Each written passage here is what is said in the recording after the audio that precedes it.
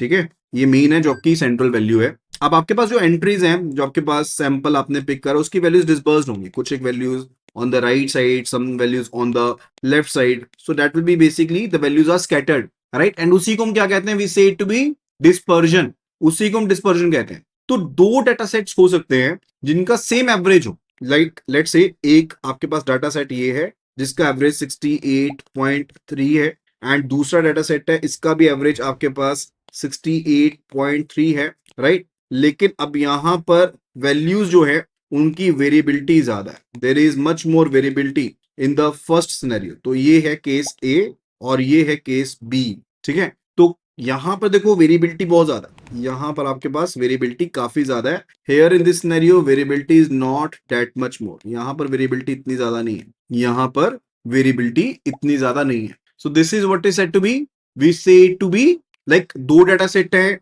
Same average है, लेकिन variability अलग हो सकती है। तो ये डिस्पर्जन ही है which helps you so as to measure the variability, जो आपको हेल्प करेगी कि आप वेरिएबिलिटी को फाइंड आउट कर पाओ। तो ये तो हो गया बेसिक, आपको मैंने पॉइंट समझा दिया।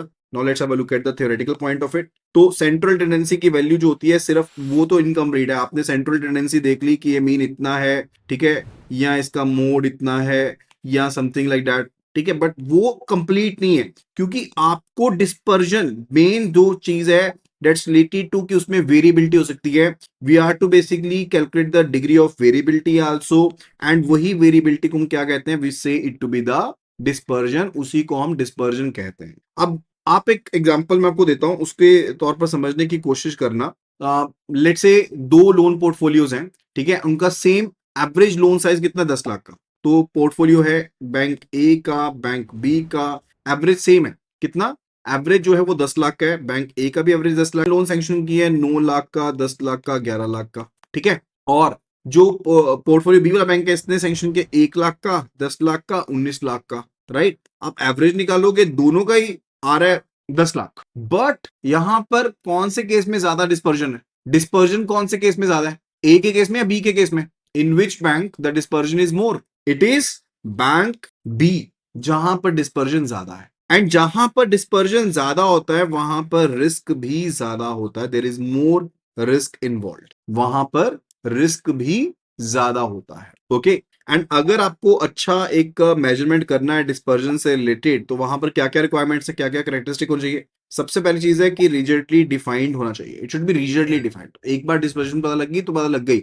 एंड ये सभी ऑब्जर्वेशन के ऊपर बेस्ड हो, इजी टू अंडरस्टैंड हो, फर्दर उसके ऊपर अल्जेब्रिक ट्रीटमेंट कर पाए, एंड जो सैम्पलिंग फ्लक्चुएशंस है उनके उन पर उनका इसके ऊपर इंपैक्ट ना पड़े। ये सेम चीजें जो हम ऑलरेडी पढ़ चुके हैं the case of the central tendency, वही सेम चीज है। तो सेंट्रल टेंडेंसी में we are talking about this, we are just concern about this red indicator, right. लेकिन जो आपके पास होता है डिस्पर्जन होता है, in that particular part we are concern about the whole graph, पूरे पूरे ग्राफ के साथ रिलेटेड है, that is a dispersion, right. चलिए अभी हम समझते हैं classification of measures of dispersion. तो हमारे पास एब्सोल्यूट मेजर्स जो हैं, that is first of all the range, एक है range, second it is quartile deviation, third it is mean deviation, and the fourth one it is the standard deviation. Range के related जो measure होते हैं, relative measures होती है, that is the coefficient of range.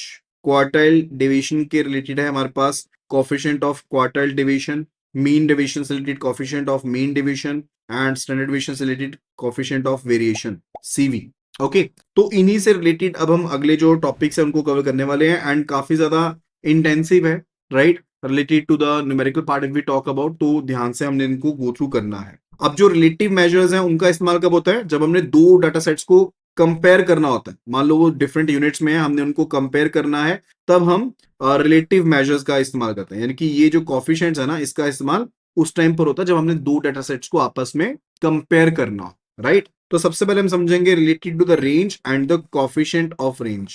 The first one it's about the range and the coefficient of range. तो range basically क्या है, जो आपके पास सबसे बड़ी ऑब्जर्वेशन है एंड सबसे छोटी ऑब्जर्वेशन है, उनके बीच में जो डिफरेंस होता है उसको हम रेंज कहते हैं, we say it to B range. जैसे मान लो कि आपने रेंज को कैलकुलेट किया, तो that will be equal to जो आपके पास एक्स टर्म है max and minus x term है जो सबसे छोटी वाली है, उनका जब आप डिफरेंस निकाल लोगे that will be your range, वो आपकी रेंज बन जाएगी। X is basically max is the largest value of observations, and for the x minimum जो है वो लोएस्ट वैल्यू ऑफ ऑब्जर्वेशन है, that will be the range. जैसे एक एग्जांपल देखो यहाँ पे, daily Nifty closing values week is given to be 22150, 310, 2220, 22450। तो इसमें सबसे बड़ी वैल्यू कौन सी है? 22450। एंड सबसे छोटी वैल्यू कौन सी है? 22080। ठीक है, तो ये बन गई एक्स मैक्स, राइट, एंड ये बन गई एक्स मिनिमम, राइट। एंड इनके बीच का डिफरेंस जो आएगा 3 to 5 points, that is your range. वो आपकी क्या बन गई? रेंज बन गई, यानी कि इतना डिस्पर्जन है, ये डिस्पर्जन है, तो ये आपका बस बन गया कितना? That is your range. अच्छा, कॉफिशिएंट ऑफ रेंज निकालना हो तो उसका फॉर्मूला ये वाला, x max minus x mini divided by x max plus x mini. तो यहां पर भी हमने कैलकुलेट किया, that came out to be 0.0073, 0.0073। अब रेंज का इस्तेमाल क्यों होता है? जब आपको पता लग जाएगा कि हाईएस्ट वैल्यू ये थी एंड लोएस्ट वैल्यू ये थी, तो आप क्वालिटी कंट्रोल कर सकते हो। आपको फ्लक्चुएशंस पता लगती है कि शार्प फ्लक्चुएशंस कौन कौन सी आई थी। आप वेदर फोरकास्टिंग में इसका इस्तेमाल कर सकते हो, एंड और जो है इसका इस्तेमाल जो है वो कर सकते हैं, right. And further if we look at the merits and demerits, merit क्या है? इजी टू अंडरस्टैंड, समझना आसान है, बहुत इजी है, इजी टू कैलकुलेट, पता ही आपको क्या है, कुछ है ही नहीं है इसमें। जस्ट आपने देखा कि वैल्यू आपकी हाईएस्ट कौन सी है, लोएस्ट कौन सी है, डेट्स इट, क्विक एस्टिमेट हो जाता है। एंड फर्दर आप डाटा स्प्रेड को इजीली देख सकते हो, रफ कंपैरिजन करने के लिए बहुत बढ़िया है, for the rough comparison purposes, right. And अगर डीमेरिट्स की बात कर रहे हैं तो सबसे पहले डीमेरिट क्या है? सभी ऑब्जर्वेशन है ही नहीं इन्वॉल्व, सिर्फ आप मैक्सिमम ऑब्जर्वेशन देखते हो एंड लोअर ऑब्जर्वेशन देखते हो, डेट्स इट। आप बाकी का डाटा तो छोड़ ही दे रहे हो, it's not based upon all the observations, कोई सैम्पलिंग स्टेबिलिटी नहीं है। अगर कोई भी सिंगल आउटलियर हुआ तो ये इसकी वैल्यू ड्रेस्टिकली चेंज हो जाएगी, यानी कि अगर आपके मैक्सिमम की वैल्यू चेंज हो गई तो आपका डिस्पर्जन टोटली चेंज हो जाएगा, राइट, आपके रेंज टोटली चेंज हो जाएगी। एंड ये सेटिस्फैक्टरी नहीं है इतनी ज्यादा, क्योंकि जैसे जैसे डाटा साइज इंक्रीज होता है तो ये अनस्टेबल हो जाती है, दिस बिकम्स अनस्टेबल, राइट। तो these are the demerits of the range. उसके बाद है related to the quartile deviation, it's about the quartile deviation, जिसको हम सेमी इंटर क्वार्टाइल रेंज भी कहते हैं। We also say this to be the semi inter quartile range. And quartile deviation basically क्या measure करती है? Spread of middle 50% of the observations, spread of middle 50% of observation, इसको semi inter quartile range भी कहते हैं। And ये extreme values को ignore करता है, तो इसके ऊपर आपकी एक्सट्रीम वैल्यूज का इंपैक्ट पड़ेगा ही नहीं, क्योंकि उसके ऊपर